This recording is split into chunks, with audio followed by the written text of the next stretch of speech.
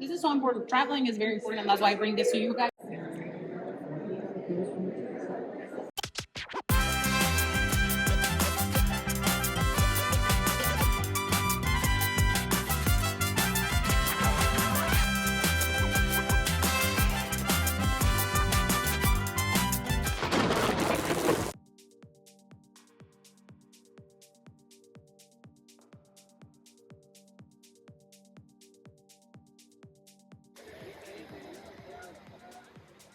¿Quieren perrito?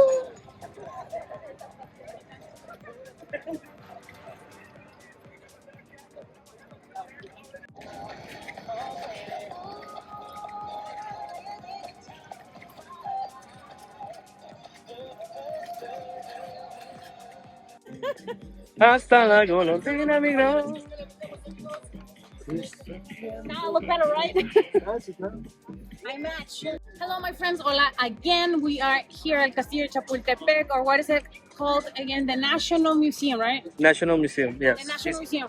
This museum has been here forever and ever and ever. Tony was telling me that in the Aztec Empire, this is where the bosques for the Aztec Empire was, for the emperors, and they send their homies to kill some cabritas and stuff like that to bring to the emperor. Beer. So, only the elitists were allowed to be here, the elitist hunters and all that stuff. So I never been here, so I'm excited. This is the entrance, and you can see it's like a little Castillo looking. Yeah, this is just like the This is more of like lobby of the. yes, this is the lobby of the place. Actually, we're dressed as the occasion. I just got these sandals, which he told me that I shouldn't be wearing them right now because I might get blisters. Whale. You only live once. So let's break them in and let's go to the castle.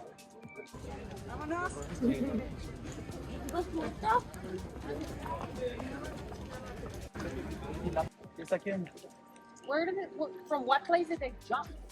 ¿Ah? Los niños héroes. Allá vamos a llegar. Okay. Also, alive.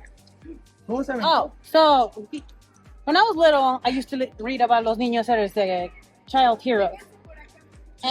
And there's like teenage boys that were in the military, right? And they were cadets. They were invading yeah. Mexico. The whole point is that they had to take the flag from the post. They took the flag from the post. One of the guys wrapped it around him, and he jumped out of balcony and he sacrificed his life for So they wouldn't take the flag. for his country. So they wouldn't. Kind of a mute point, but That's a story that has been taught in Mexican history for years and years and years, and I don't know why we're like. because the validity of it, if it's real or not, it's. And the murals are pretty sick. There is a mural. Actually, what we're talking about is up there. Right there.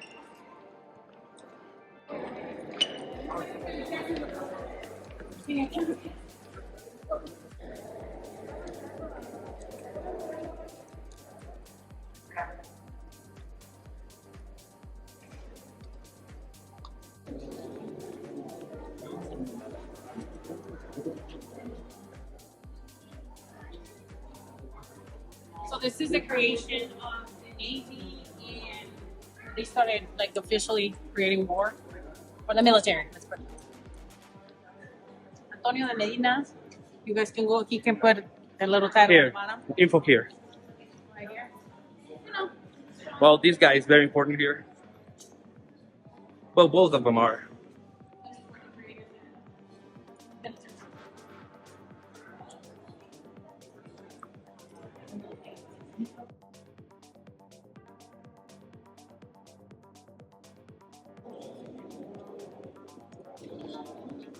Wow.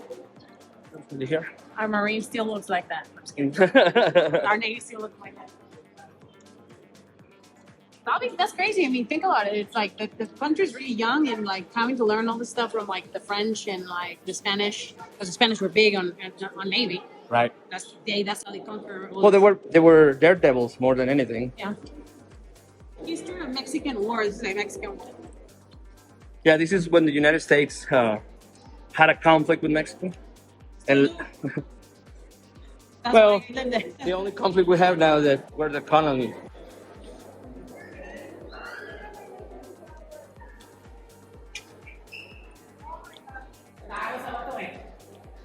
I was like, por favor, no tocar. Está bien verga esto. It's paintings. Where is it from? Ella es civil herética, autor desconocido, leo sobre.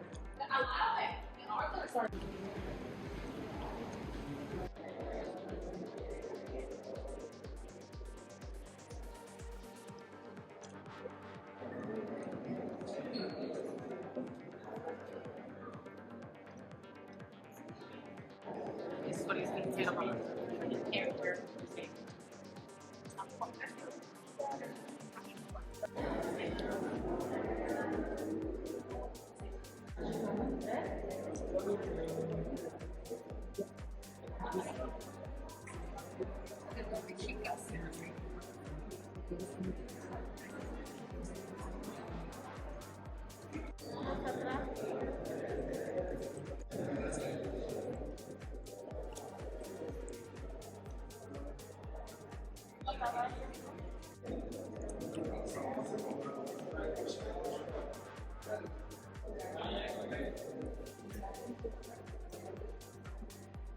There's always a crossroads on everyone's life, countries, and everything.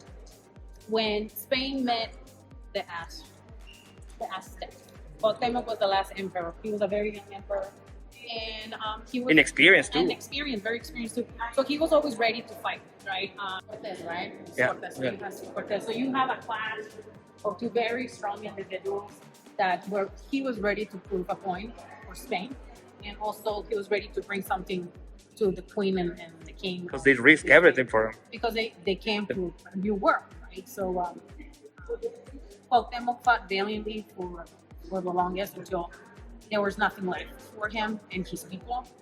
Not only they fought, but because of all the diseases that the Spaniards brought to the new world, unfortunately, everything was against them. So as you can see on this one, it's called the fusion of two cultures, and it's a very violent fusion. So when you have two very different, two languages, two belief systems that coming in, of course there's gonna be violence, of course there's gonna be blood, and of course there's gonna be discontent and discord. So this is a really powerful painting, not only because of like how graphic it is, it's also the colors that the author and the painter is bringing to it, because you got the fire, you got the blood, you got the violence and everything. So, and it's like the two things. You have the horse, the horses were brought from Spain. You have penachos and like how they used to dress. And you have the whole full dress in Spain. You have the ¿cómo se dice cosas? Espadas? Spears. That the Aztecs used, and it's used a clash. It's a clash of things. Yeah. Now you wonder why we're always fighting when we believe things are right. So I'm gonna tell you, I like marking out. Marking out. Wow, marking out to Sor Juana. Right. Marking out to Sor Juana Inés, who was one of the most valiant women back in the day. Ever. Because she wanted to study. She wanted to get an education. So she had a monja, a nun, in order to get an education. This is back when. Okay. In the 1700s. So this woman wanted to fulfill this in order to feel like she was worth something. So she had to become a nun, and she wrote some very strong things that couldn't kill her. Poems, essays, everything like that. To me, like right now, I was marking out because she was in my book in second grade. My second grade book in Spanish. So she's an icon for if you talk about feminists. Probably one of the first is New Spain feminist, yeah. So women like this inspire. A lot of people always ask me, "Hey, Rosa, what inspires you?" Honestly, women like this who risk their own lives to make a change in society. 1700s. But they were so undeniably talented. Oh yeah. That they had to let her study, and she was probably the greatest mind of that time. And to me, like, this is so important. Traveling is very important, and that's why I bring this to you guys. Because when you get a chance to do it, do it. And when you see things that you see in the books, that you study in the books, you see it with your own eyes, and you just like, wow. It's like when you go to Lucha Libre or to go to AEW, and you're like, oh my God, that's my fan. You shake their hands like, that's me. And she's dead. She's been dead for like 500 years. 300. Last year in December, I went to Monterey and No, it was the same, bro. Yeah, but it was larger. It's a little larger. It's the same, you know. The other one was more detailed. But this is about caste system in Mexico. In New Spain, In New Spain. before it was Mexico. So it has the detail, yeah. You got the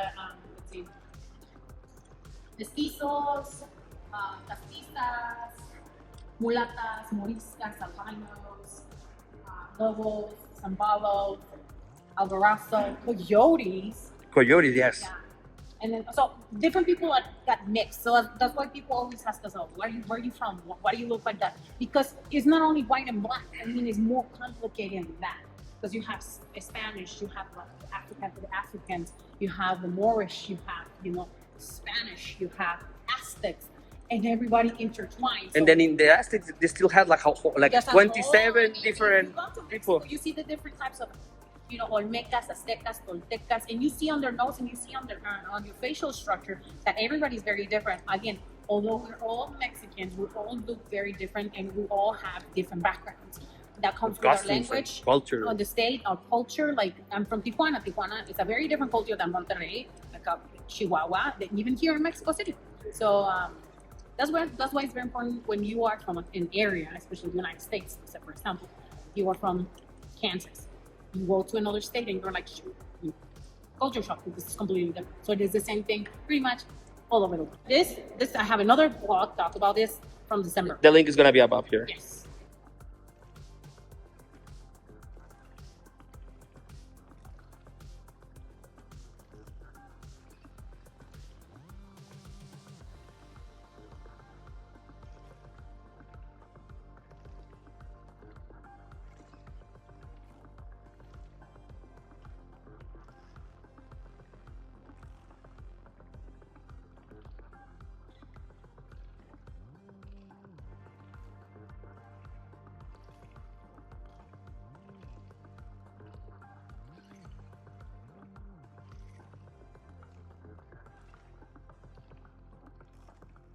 Cuando yo sea rica, famosa, la banda. Al baño. Al baño. A mi casota.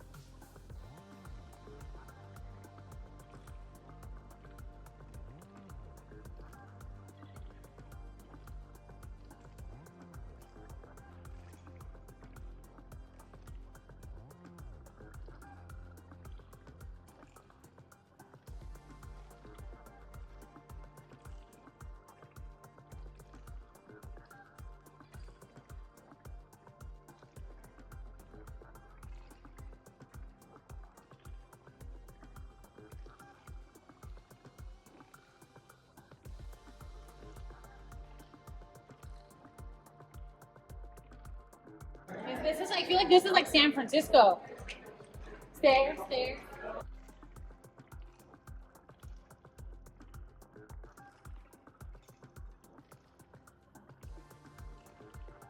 This is the end of the tour. We're on the very top of Castillo, Chapultepec. This is the observatory. It was open for public prior to COVID, and of course, COVID came and everything else.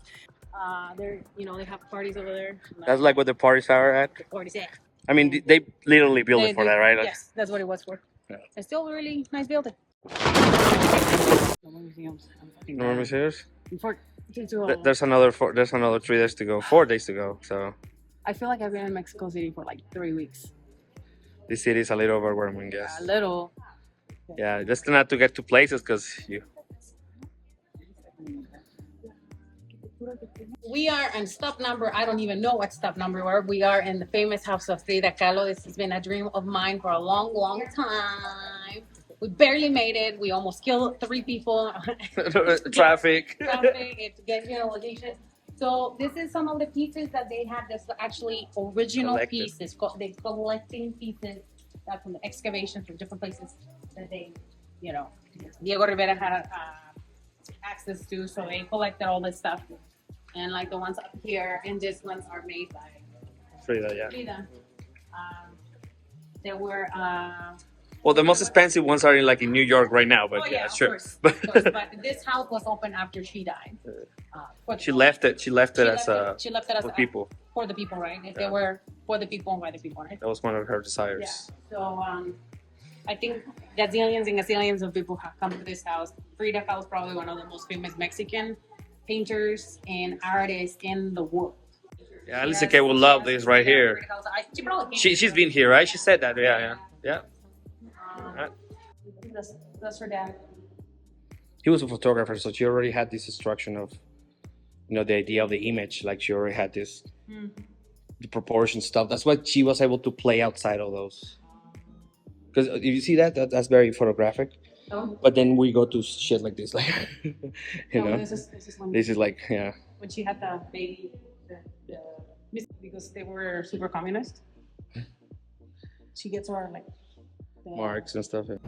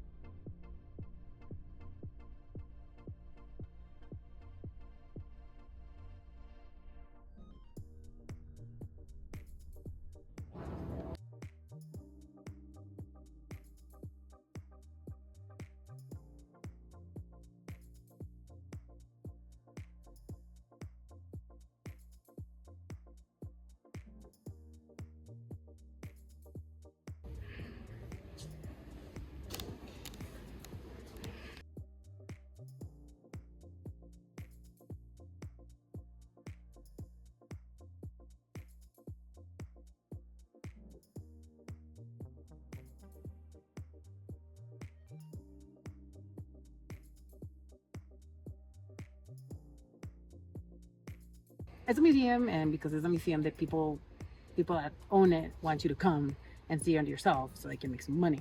Therefore, there's no A lot of footage because we're not allowed to record. So there's gonna be a lot of stuff that we're talking about and voiceover, probably about my experience about here. We went to see the dresses of Frida Kahlo and the energy that is there. I was telling him it's kind of creepy. Like you can, in her bed, there's like the face of when she passed away, and they have it in the middle. It's just like, because I've seen the pictures, you can feel the energy, like she's still here, and it's really strong.